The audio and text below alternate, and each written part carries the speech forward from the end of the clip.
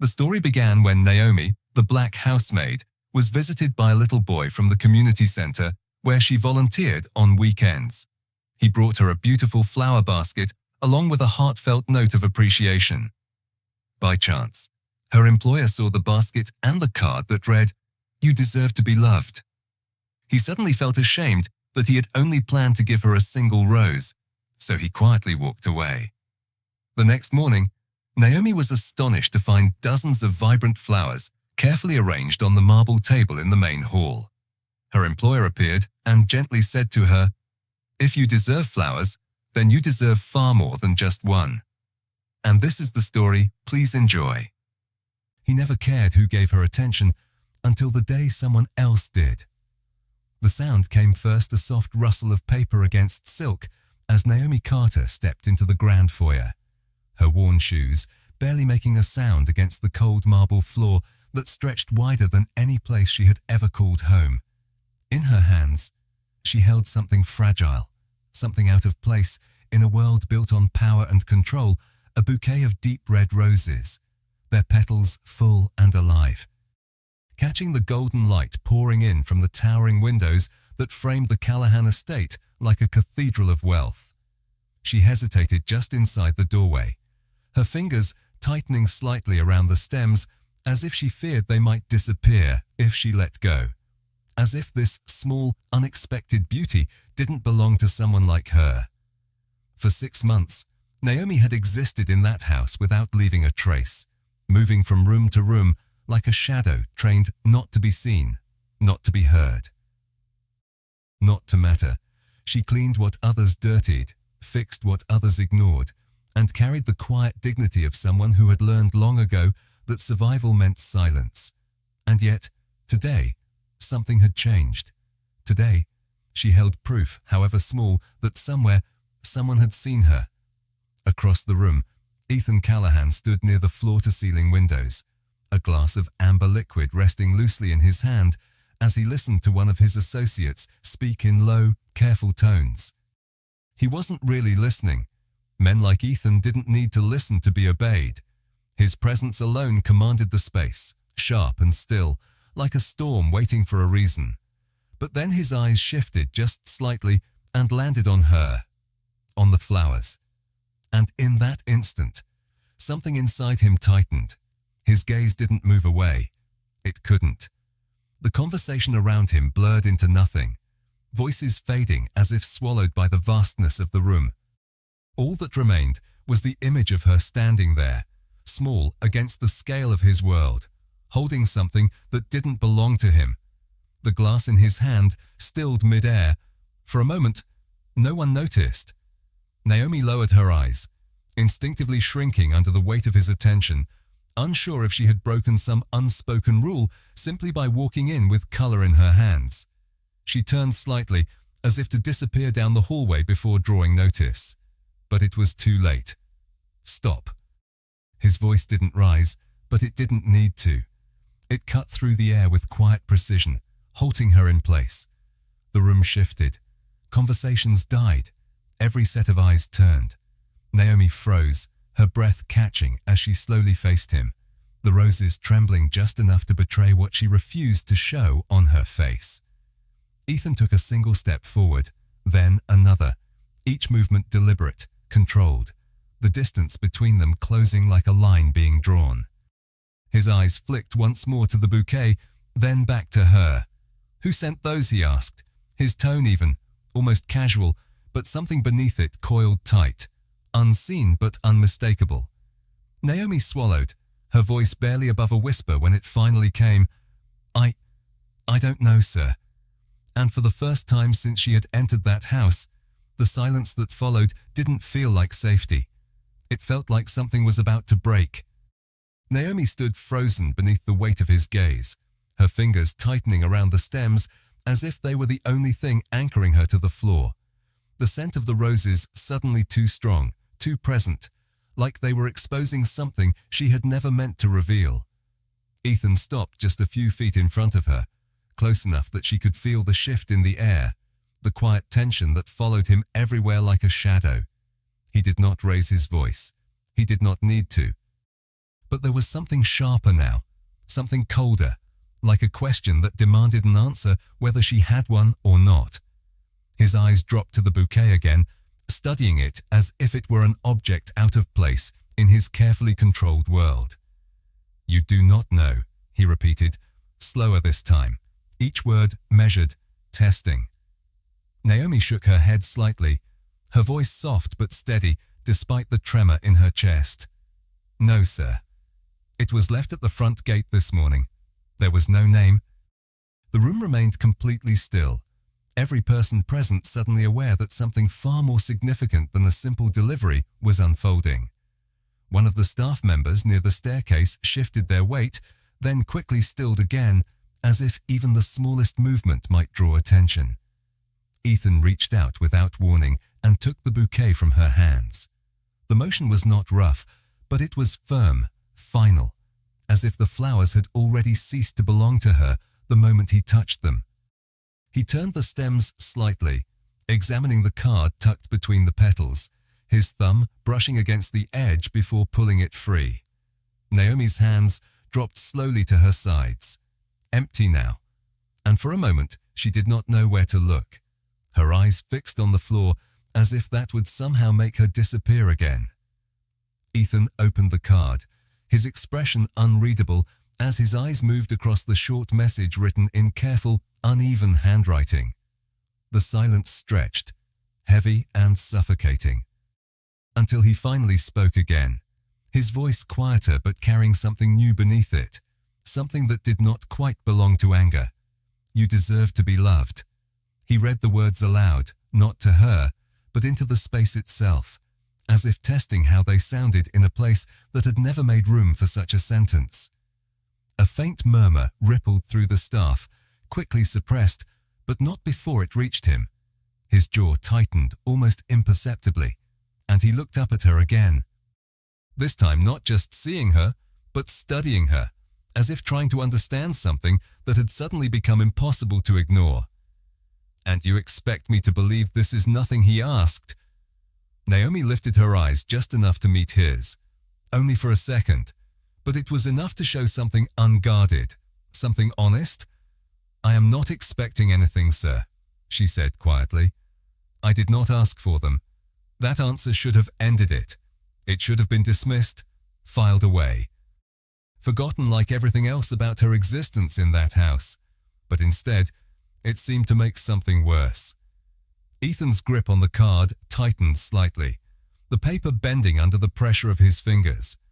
For a brief moment, something flickered across his face, too quick to name, too controlled to fully surface. But it was there, and everyone in the room felt it, even if they could not explain it. Because this was not about the flowers. It was not about a nameless sender. It was about something far more dangerous, something that had no place in a world built on distance and power. It was about the simple, undeniable truth that someone, somewhere, had looked at the woman standing in front of him and decided she was worth something. And for reasons he could not yet admit, that fact unsettled him more than anything else. The words lingered in the air long after they were spoken, not because they were loud, but because they did not belong in that room, not in a place where everything had a price and nothing was ever given freely. Naomi lowered her gaze again, her hands now empty but still curled slightly, as if they remembered the weight of the roses, as if letting go of them had taken something more than just their physical presence. She could feel every eye in the room, the quiet judgment, the curiosity, the unspoken questions that always followed moments like this, moments where someone like her accidentally stepped outside the role she was meant to stay within. Ethan did not move right away. He stood there with the card still in his hand, the paper slightly creased where his fingers pressed too tightly, his thoughts unreadable but clearly not settled. For a man who controlled everything around him with precision, this was unfamiliar territory, something that did not respond to logic or authority. "Go back to your work," he said finally, his voice returning to that controlled tone, but not quite as steady as before. It sounded like a command, but it carried something else beneath it, something unresolved. Naomi nodded once, quickly, grateful for the permission to leave, even if the tension had not truly lifted. She turned and began to walk toward the hallway, her steps careful, measured, the same way she had always moved through that house. But this time, there was something heavier in her chest, something she could not quite name. As she disappeared around the corner, the room remained silent for another moment, as if everyone was waiting for something else to happen, something that would explain what they had just witnessed. But nothing came. Ethan looked down at the card again, reading the words once more, slower this time, as if they might change if he looked at them differently. You deserve to be loved. The sentence felt almost absurd in his hands, like it belonged to a different world, one he had never needed to understand. He folded the card once, then again, a small, deliberate motion, and slipped it into his pocket without thinking, as if some part of him refused to let it go. One of his associates cleared his throat carefully, attempting to bring the conversation back to business. But Ethan barely registered the sound. His attention had already shifted somewhere else, somewhere he did not usually allow it to go, down the hallway. Naomi moved quickly once she was out of sight, her composure finally cracking just enough for her to lean against the wall near the service corridor, her hand pressing lightly against her chest as she tried to steady her breathing. She did not understand what had just happened. Not fully, but she knew one thing with absolute clarity. Something had changed. Not in the house, not in the rules, but in the way she had been seen, even if only for a moment. She closed her eyes briefly, then pushed herself away from the wall and continued toward the laundry room, because that was what she knew how to do. She worked, she stayed quiet, she moved forward, but as she passed one of the large mirrors in the hallway, she caught a glimpse of herself, and for the first time in a long time, she did not look away immediately. Somewhere behind her, back in the grand foyer, Ethan remained standing in the same spot, the weight of something unfamiliar settling in his chest, something he could not control, could not dismiss, no matter how much he wanted to. And for a man like him, that was the most unsettling thing of all. The rest of the day moved forward as it always did, measured in quiet footsteps and the soft hum of tasks that no one noticed unless they were left undone. But for Naomi, nothing felt quite the same anymore. In the laundry room, the machines filled the space with a steady rhythm, warm air brushing against her skin as she folded crisp white shirts that smelled faintly of expensive detergent and something colder, something that reminded her of the life she was not a part of. Her hands worked automatically, precise and efficient, but her mind drifted back to the foyer, to the way his voice had changed, to the way he had looked at her as if he were seeing something he did not understand. She had spent years learning how to remain unnoticed, how to shrink herself into the background so completely that people forgot she was even there. And yet in a single moment, that invisibility had been broken. She should have felt embarrassed, maybe even afraid. But what lingered instead was something far more complicated, something softer and more dangerous, because for a brief second, she had not felt invisible at all. Upstairs, Ethan stood alone in his study, the heavy wooden doors closed behind him, shutting out the noise of the house and everything that came with it. The city stretched beyond the windows, miles of steel and glass reflecting the late afternoon light, but he did not look at it. His attention remained fixed on the small object in his hand, the card he had taken without thinking, now unfolded again between his fingers.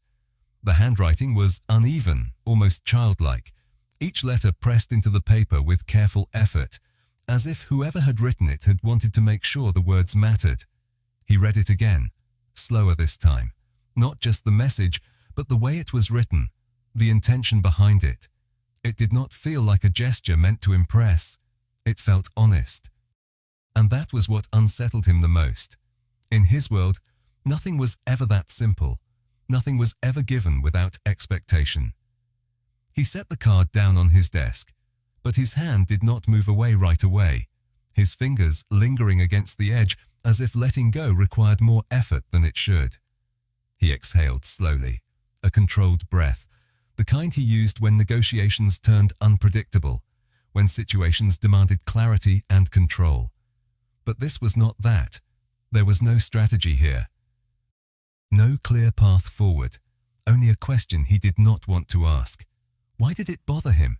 Why did the idea of someone else seeing her, choosing her, leave something tight in his chest that refused to ease? He straightened, forcing his thoughts back into order, because that was what he did. He controlled what could be controlled. He dismissed what did not matter. But even as he reached for the documents spread across his desk, even as he attempted to return to the work that had built his world, his focus did not hold. It slipped, again and again, back to the same image. Naomi standing in the doorway, holding something fragile like it might disappear, like she did not quite believe it belonged to her. Downstairs. Naomi finished folding the last shirt and placed it neatly on the stack. Her movements slower now, more deliberate, as if she were buying herself time before stepping back into the rest of the house. She glanced briefly toward the small window near the ceiling, where a thin line of light cut through the space, reminding her that outside the world continued without pause, without hesitation. She wiped her hands against her apron and took a quiet breath, steadying herself the only way she knew how, then turned toward the door. Because no matter what had shifted, no matter what had been seen or said, she still had work to do. And yet, as she stepped back into the hallway, she could not shake the feeling that something unseen had already begun to change. Something neither of them had fully understood yet, but something that would not simply fade away. By early evening, the house had settled into its usual rhythm again, the kind of quiet that came from routines, followed without question. But beneath that surface, something subtle had shifted, something that could not be seen yet was impossible to ignore if you knew where to look.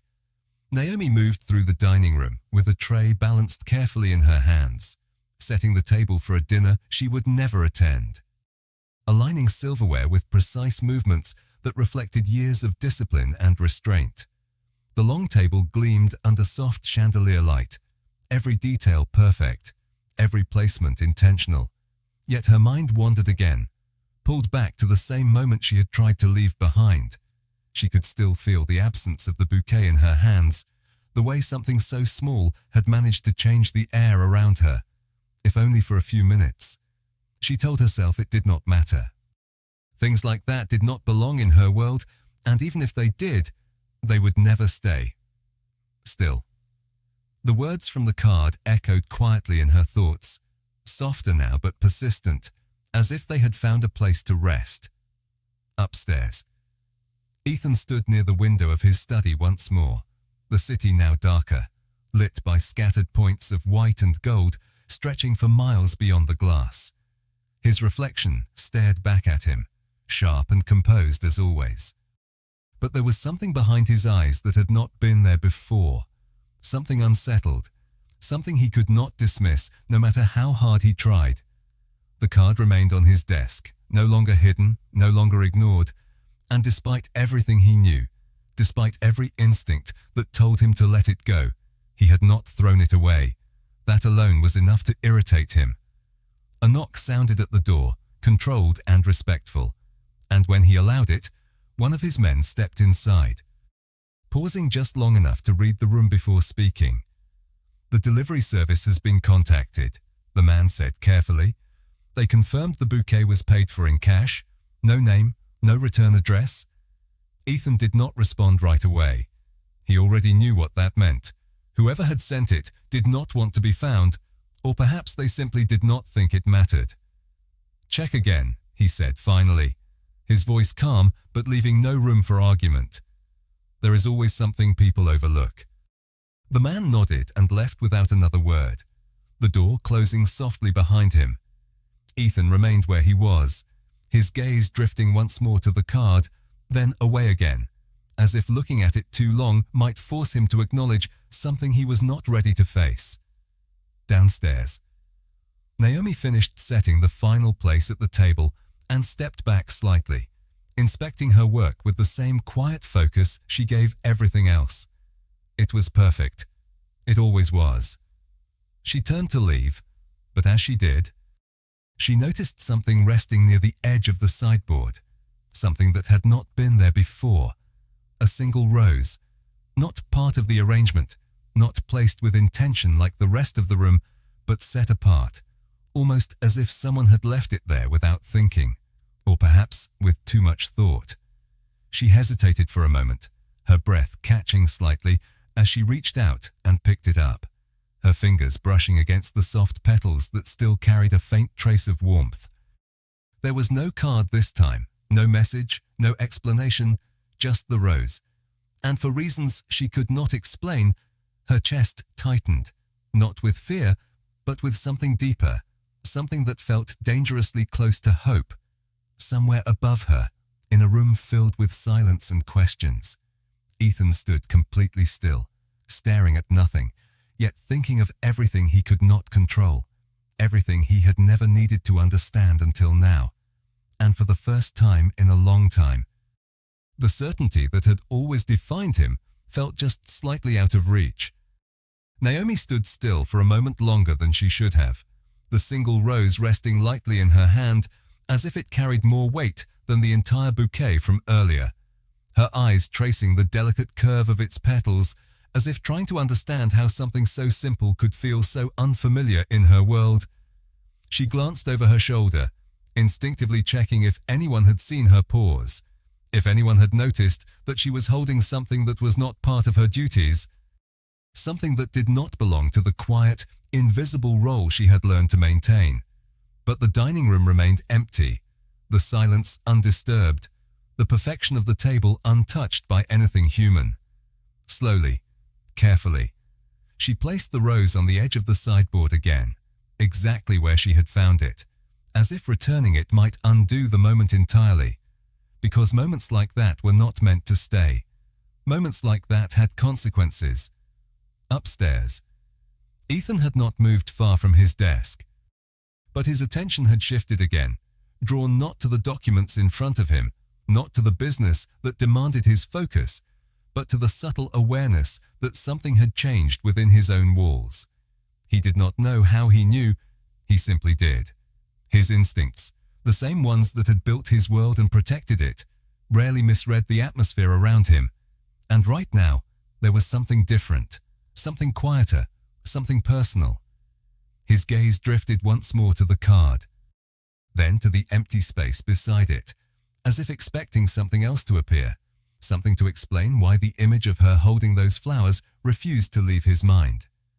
He exhaled slowly, frustration tightening in his chest, not because of her, but because of himself, because this was not how he operated. He did not dwell, he did not question things that did not matter. And yet, this did matter, even if he could not justify why. Downstairs, Naomi turned away from the rose and forced herself back into motion, her steps steady as she made her way toward the kitchen, where the evening meal was already underway. The staff moved around her with practiced efficiency, voices low, movements precise, the familiar rhythm grounding her in a way nothing else could. One of the cooks nodded briefly as she passed, and she returned the gesture, her expression composed, her posture unchanged. To anyone watching, nothing about her seemed different. But inside, something had shifted, something small but undeniable, like a door that had been closed for years now slightly open, letting in just enough light to be noticed. She busied herself with clearing the last of the prep counters, her hands moving automatically, but her thoughts drifting once more, this time not to the moment in the foyer, but to the quiet appearance of that single rose. No card, no explanation, just presence. It felt intentional in a way she could not explain. And that was what unsettled her most, because intention meant someone had thought about it, someone had chosen it, and that idea was far more dangerous than the flowers themselves. Back upstairs, Ethan finally moved, crossing the room slowly until he stood once more by the window, his reflection staring back at him, unchanged on the surface but carrying something deeper beneath it. He reached into his pocket without thinking and pulled out the folded card again. smoothing it slightly with his thumb as his eyes traced the words one more time. "You deserve to be loved." This time. The sentence did not feel foreign. It felt directed, not just at her, but at him, as if it were a question he had never been asked before. His jaw tightened slightly, and he looked away, forcing his gaze back to the city beyond the glass, to the world he understood, the one built on control and certainty. But even there, even in the distance, nothing seemed as clear as it had that morning. And somewhere below him, in the quiet corners of a house that had always been predictable, something unseen continued to unfold, slowly, deliberately, waiting for the moment neither of them would be able to ignore it any longer. The night settled deeper over the estate, wrapping the house in a quiet that felt heavier than usual, as if the walls themselves were holding on to something unspoken, something waiting to surface. Naomi finished her tasks later than usual, her steps slower as she moved through the dimly lit corridors, the soft glow of wall sconces casting long shadows that stretched across polished floors. She should have been tired, and she was, but it was not the kind of exhaustion that came from work. It was something else, something that lingered beneath the surface, keeping her thoughts restless. As she passed the dining room once more, her eyes flickered instinctively toward the sideboard, toward the place where the single rose had been left. For a brief second, she considered walking past it, pretending it had never existed. But something in her hesitated, pulling her back. The room was empty, untouched since she had last arranged it, but the rose was no longer there. Her breath caught, just slightly, her eyes scanning the surface again as if it might reappear if she looked hard enough, but it did not.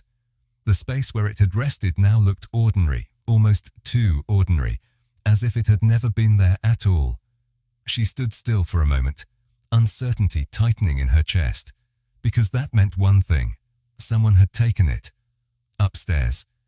Ethan stood near the edge of his desk, the single rose now resting against the dark wood surface, its color vivid against the muted tones of the room. He had not meant to take it, at least that was what he told himself.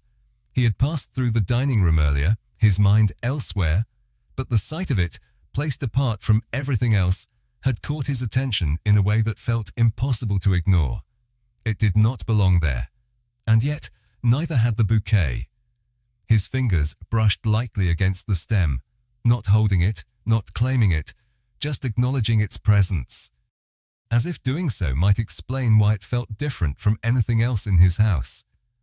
A soft knock sounded at the door again, more hesitant this time, and when he allowed it, the same man from earlier stepped inside, his posture careful, his expression slightly uncertain.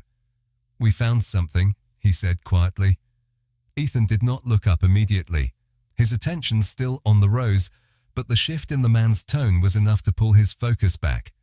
"The delivery this morning," the man continued. "It was arranged through a small shop downtown. The owner remembered the order, said it came from a woman. She paid in cash, did not give her name, but she left a note with instructions." Ethan's eyes narrowed slightly, the first real sign of interest breaking through his controlled demeanor. "What instructions?" he asked. "She said the flowers were not from her," the man replied. "They were from a family. A boy, specifically." The woman said the boy insisted. The room fell silent again. But this time it was different, the weight of the words settling slowly, deliberately, as something began to take shape. Ethan straightened, his hand moving away from the rose as if the distance might help him think more clearly, but it did not. Why, he asked, the question quieter now, less controlled, as if it had slipped past the usual barriers. The man hesitated for just a moment before answering. The shop owner said the boy wanted to thank her. He said, "For helping him." Apparently, she visits a community center on weekends, volunteers her time. The boy is part of a program there. Ethan did not respond right away. He simply stood there, the pieces aligning in a way that made the earlier moment feel different, heavier, more significant than he had first understood. It had never been about romance. It had never been about someone claiming her. It had been about gratitude, about kindness, about something he had not even known existed within the boundaries of his own house. Downstairs, Naomi remained in the doorway of the dining room, her eyes still fixed on the empty space where the rose had been, her thoughts racing quietly, not with fear, but with a growing awareness that whatever had begun that morning was far from over, and somewhere above her, in a room filled with questions he could no longer ignore. Ethan Callahan stood completely still, realizing for the first time that the anger he had felt earlier had never truly belonged to her at all. It had belonged to something much deeper, something he was only now beginning to understand. The silence that followed the revelation did not break quickly. It deepened, stretching across the room like something alive, something that demanded to be acknowledged whether he wanted to or not. Ethan remained still, his gaze drifting slowly back to the rose on his desk, but this time he did not see it the same way. It was no longer an interruption, no longer an intrusion into his controlled world. It was evidence, evidence of something he had overlooked, something he had never considered worth noticing. His jaw tightened slightly, not out of anger now, but out of something far more unsettling, something that felt dangerously close to regret. He had built his life on knowing everything that mattered within his reach, every movement, every transaction, every loyalty carefully tracked and understood, and yet this had existed quietly beneath his own roof, unnoticed, unmeasured, untouched by his authority.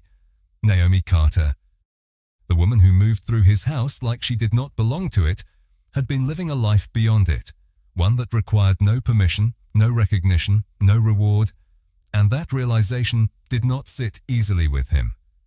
Downstairs, Naomi finally turned away from the empty space on the sideboard, her steps slower now, her thoughts quieter but heavier, as if something had shifted in a way she could not yet define. She told herself it did not matter who had taken the rose. It should not matter. Things like that were not meant to linger, not meant to become questions she carried with her.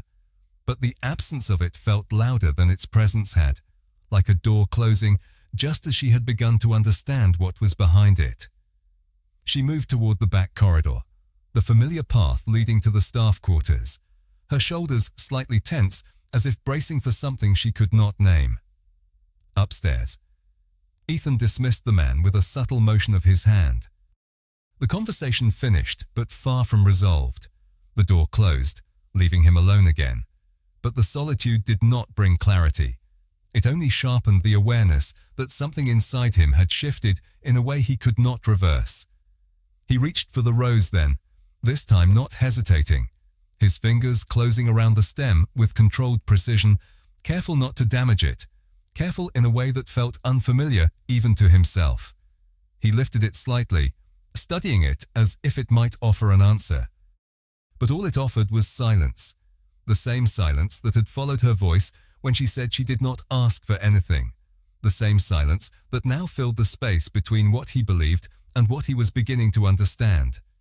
She did not ask for it, he murmured under his breath, the words barely audible even to himself, as if repeating them might make them less significant, but they did not. If anything, they made it worse, because it meant everything she had received. Every small recognition, every quiet act of gratitude had come without expectation, without demand, without calculation, and in his world, that kind of thing did not exist.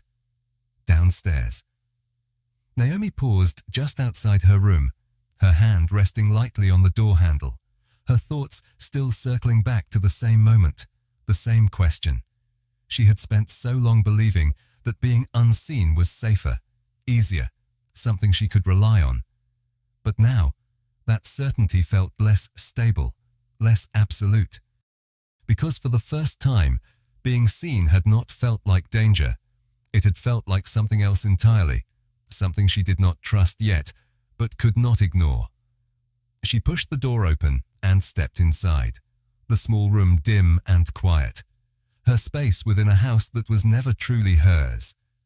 She closed the door gently behind her, leaning back against it for just a second longer than necessary, her eyes drifting closed as she took a slow breath. Somewhere above her, Ethan stood at the window once more, the rose still in his hand, his reflection staring back at him with a question he had never needed to answer before. And for the first time, the man who controlled everything around him realized there was something he could not command, something he could not force into order, something that had already begun to change him without his permission. Morning arrived quietly, the kind of pale light that slipped through the tall windows without asking permission, soft and almost hesitant, as if the house itself was unsure of what the day would bring. Naomi stepped into the main hallway earlier than usual, her routine unchanged, her expression composed, but there was something different in the way she moved, something slower, more aware, as if she were listening for something that had not yet happened. She told herself it was nothing, just another day, just work. But the memory of yesterday lingered in the back of her mind, not loud, not overwhelming, just present, like a question she had not answered. She turned the corner toward the foyer, her steps steady, her eyes lowered as always. But then she stopped, not because someone spoke, not because something had gone wrong, but because the air itself felt different. The grand hall, usually defined by cold perfection, had changed. Along the long marble table near the center, where nothing personal was ever placed, there was now something impossible to ignore. Flowers, not one, not a single rose left quietly on the side. Dozens, arranged with intention, their colors deep and rich, filling the space with a warmth that did not belong there. Naomi did not move at first. She simply stood there, her eyes lifting slowly, taking in the sight as if it might disappear if she blinked too quickly. The scent reached her next, soft but unmistakable, filling the air in a way that made the room feel alive, unfamiliar, almost unreal. Her breath caught, just slightly, her fingers tightening at her sides as she tried to understand what she was seeing, what it meant, why it was there. Behind her, footsteps echoed against the marble, measured and calm, but carrying a presence that did not need to announce itself. She did not need to turn to know who it was. Ethan stopped a few feet behind her, his gaze moving past her toward the same arrangement.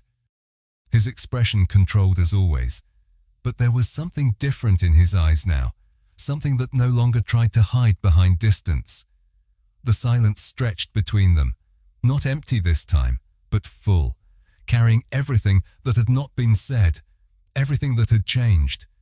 Naomi finally turned, slowly, her eyes meeting his for just a moment, uncertainty flickering there, not fear, but something more fragile, something that asked without speaking. Ethan held her gaze, steady. Deliberate, not looking away this time, not dismissing her presence as something secondary. For a second, neither of them moved. Then, quietly, without raising his voice, he spoke. "If you are receiving flowers," he said, his tone even, but softer than it had ever been before, "then you deserve more than just one." The words settled into the space between them, not loud, not dramatic, but final in a way that silenced everything else. Naomi did not respond right away. She could not, because this was not something she had prepared for, not something she knew how to handle. For the first time in that house, she was not invisible, not overlooked, not dismissed. She was seen, fully. And that realization did not come with fear. It came with something else, something she had not allowed herself to feel in a very long time. Around them, the house remained still, the staff watching from a distance, not speaking, not interrupting, because even they understood that something had shifted, something larger than a simple gesture. Ethan turned slightly, his attention lingering for just a moment longer before stepping away, his movements as controlled as ever. But his silence now carried something new. Not distance, not indifference, but choice. And as Naomi stood there, surrounded by something she had never expected to receive, her eyes steady, her posture unchanged, but her presence undeniable. The space around her felt different, warmer, lighter, real, and in that quiet, unspoken moment, without spectacle, without demand, something simple and powerful took shape. And that day, the world remembered what dignity looks like.